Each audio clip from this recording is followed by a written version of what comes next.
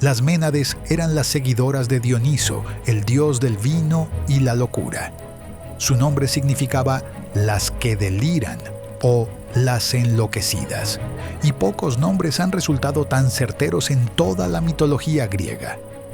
Estas mujeres abandonaban sus hogares, sus hijos, sus maridos y sus vidas ordenadas para seguir al dios en sus rituales salvajes por las montañas. No eran diosas ni semidiosas, eran mujeres mortales transformadas por el poder divino de Dioniso, poseídas por una fuerza que las convertía en algo más y menos que humano al mismo tiempo. Cuando la locura sagrada las tomaba, adquirían una fuerza sobrenatural. Podían desgarrar animales con las manos desnudas, correr durante días sin cansarse y resistir heridas que habrían matado a cualquier persona normal. Se las conocía también como bacantes, por Baco, el nombre romano de Dioniso. Llevaban coronas de hiedra y pieles de animales. En las manos sostenían el tirso, una vara coronada con hojas de parra y hiedra que servía tanto de símbolo religioso como de arma letal. Sus cabellos volaban sueltos mientras danzaban, y sus gritos resonaban por los bosques durante las noches de luna llena. El culto de Dioniso había llegado a Grecia desde tierras lejanas, probablemente desde Tracia o Frigia. Era un dios extranjero que irrumpió en el mundo ordenado de los olímpicos como una tormenta. Su madre había sido Sémele, una mortal que Zeus había amado y que Hera había destruido por celos. Dioniso nació del muslo de su padre después de que Sémele muriera fulminada por el rayo. Desde el principio, su existencia desafió las reglas. Cuando Dioniso creció y reclamó su lugar entre los dioses, decidió viajar por el mundo para establecer su culto. Necesitaba seguidores, y encontró en las mujeres a sus discípulas más fieles. Ellas, oprimidas por las estrictas normas sociales de la antigua Grecia, respondieron a la llamada de libertad que el dios les ofrecía. En los rituales dionisíacos podían gritar, correr, beber vino hasta perder la razón y expresar emociones que la sociedad les prohibía en su vida cotidiana. Pero esta libertad tenía un precio terrible. Una vez que Dioniso las tocaba con su locura, las mujeres perdían su humanidad. Se convertían en bestias con forma de mujer, capaces de cualquier atrocidad. No reconocían a sus propios hijos ni a sus maridos. Solo obedecían al dios y a sus instintos más primitivos. El primer lugar donde Dioniso estableció su culto fue su ciudad natal, Tebas. Allí gobernaba Penteo, su primo, hijo de Ágave, hermana de Sémele. Penteo era joven, serio y estaba convencido de que podía mantener el orden en su reino. Cuando oyó que un extranjero había llegado proclamándose Dios y enloqueciendo a las mujeres de la ciudad, se llenó de furia. Ningún Dios verdadero necesita volver locas a las mujeres para ser adorado, declaró Penteo ante su consejo. Este charlatán debe ser castigado. Pero las mujeres de Tebas ya habían escuchado la llamada. Ágave, la madre del rey, fue una de las primeras en abandonar el palacio. Corrió hacia las montañas del Citerón junto con sus hermanas y cientos de mujeres más. Allí, en los bosques sagrados, celebraron los misterios de Dioniso. Penteo ordenó a sus guardias capturar al extranjero. Lo encontraron predicando en las afueras de la ciudad, rodeado de mujeres que lo escuchaban con los ojos brillantes de éxtasis. El supuesto dios se dejó arrestar sin resistencia. Era joven, hermoso, con largos cabellos rubios y una sonrisa que inquietaba a quienes lo miraban. ¿Quién eres y de dónde vienes?, le preguntó Penteo cuando lo trajeron encadenado ante él. Soy Dioniso, hijo de Zeus y de tu tía Sémele. He venido a reclamar lo que es mío. Penteo se rió. Mi tía murió hace años, y Zeus no tiene hijos bastardos que vengan a perturbar mi reino.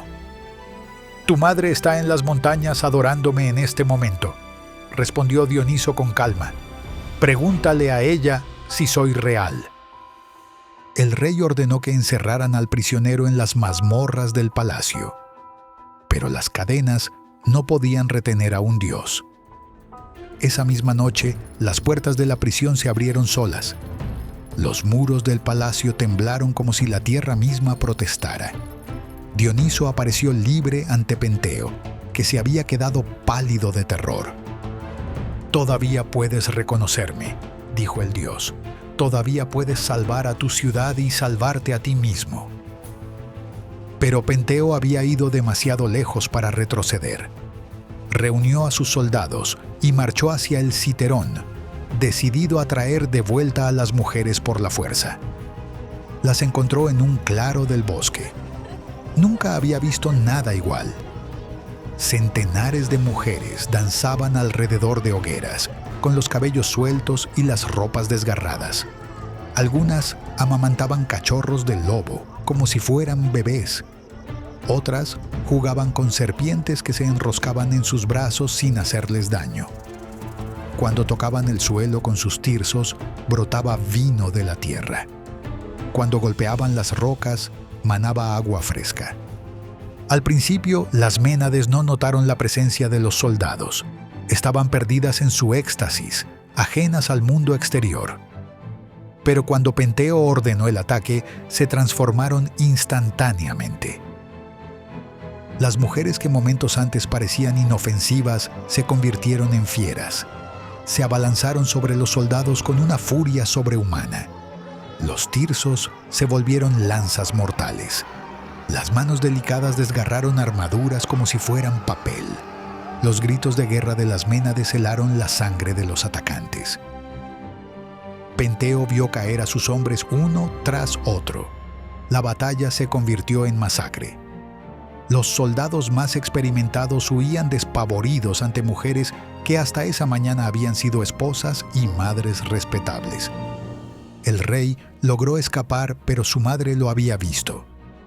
Ágave corrió tras él, seguida por un grupo de Ménades. En su locura no reconoció a su propio hijo. Solo vio a un león que amenazaba su territorio sagrado. «¡Un león!», gritó. «Hermanas, ayúdenme a cazarlo». Penteo trató de huir, pero las Ménades lo rodearon. Su madre se abalanzó sobre él primera. Con sus propias manos, Ágave desgarró la cabeza de su hijo. Las otras mujeres despedazaron el cuerpo, creyendo que cazaban una bestia salvaje. Cuando la locura se desvaneció al amanecer, Ágave regresó a Tebas llevando la cabeza de Penteo como trofeo. Creía haber matado al león más hermoso de las montañas. Solo cuando llegó al palacio y vio la expresión de horror en los rostros de la gente, se dio cuenta de lo que había hecho. Dioniso había demostrado su poder, pero el precio había sido terrible. Tebas aceptó su culto, pero la familia real quedó destruida para siempre. La historia se repitió en otros lugares. En Tracia, el rey Licurgo también desafió al dios. Ordenó cortar las vides sagradas y encarcelar a las Ménades. Dioniso lo castigó con la locura, y Licurgo terminó matando a su propio hijo con un hacha, creyendo que cortaba una vid. En Argos, las hijas del rey Preto rechazaron adorar a Dioniso. El dios las volvió locas y huyeron a las montañas, donde devoraron a sus propios hijos. Solo el adivino Melampo pudo curarlas, después de que la ciudad entera suplicara piedad. No todas las historias de Ménades terminaban en tragedia. Algunas mujeres encontraron en el culto de Dioniso una auténtica liberación espiritual. Podían experimentar éxtasis religioso, comunicarse directamente con lo divino y sentir una conexión con la naturaleza que les estaba vedada en su vida cotidiana. Los rituales de las Ménades siguieron celebrándose durante siglos. En Atenas, las mujeres participaban en las antesterias, festivales en honor de Dioniso, donde se permitía una libertad temporal. En estos eventos, las mujeres podían beber vino, algo normalmente prohibido, y participar en ceremonias que las conectaban con las fuerzas primordiales de la vida y la muerte. Pero siempre existía el peligro. Dioniso era un dios de extremos. Su regalo de éxtasis venía acompañado de la amenaza de destrucción.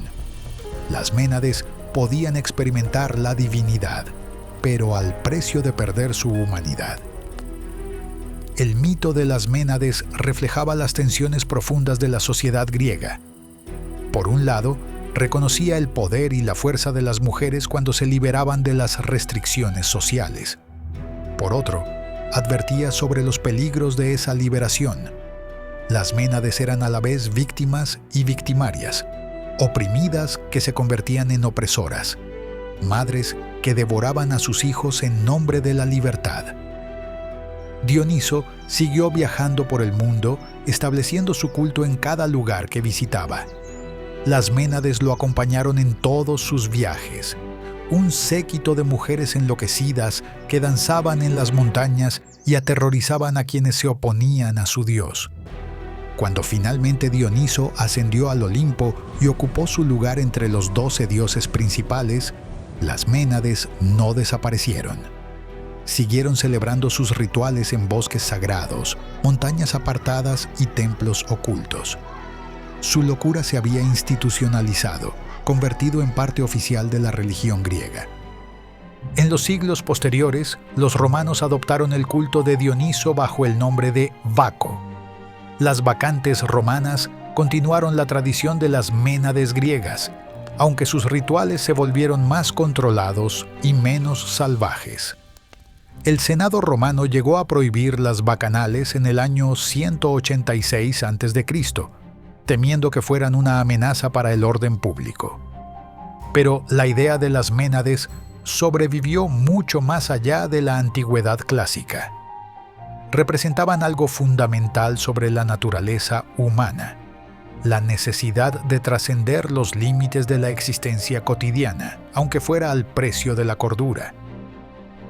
En sus danzas salvajes y sus gritos nocturnos, las mujeres de la antigua Grecia encontraron una forma de expresar aspectos de sí mismas que la sociedad les prohibía mostrar. Las Ménades fueron las primeras mujeres de la literatura occidental que rechazaron activamente su papel tradicional. No fueron castigadas por dioses vengativos o raptadas por enemigos. Ellas mismas eligieron abandonar sus hogares y seguir a Dioniso. Su tragedia no fue ser víctimas, sino descubrir que la libertad absoluta era indistinguible de la locura. En sus historias, los griegos exploraron preguntas que siguen siendo relevantes. ¿Cuál es el precio de la libertad? ¿Puede existir éxtasis sin destrucción? ¿Es posible trascender las limitaciones humanas sin perder la humanidad misma? Las Ménades no ofrecían respuestas fáciles. Solo mostraban las consecuencias terribles y hermosas de seguir a un dios que prometía liberación pero no especificaba de qué.